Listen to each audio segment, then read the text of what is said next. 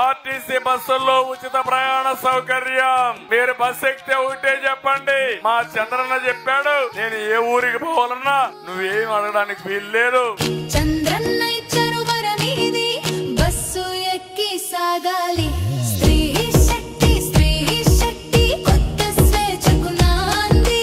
చంద్రన్న ఇచ్చారు వరమీది, బస్సు ఎక్కి సాగాలి.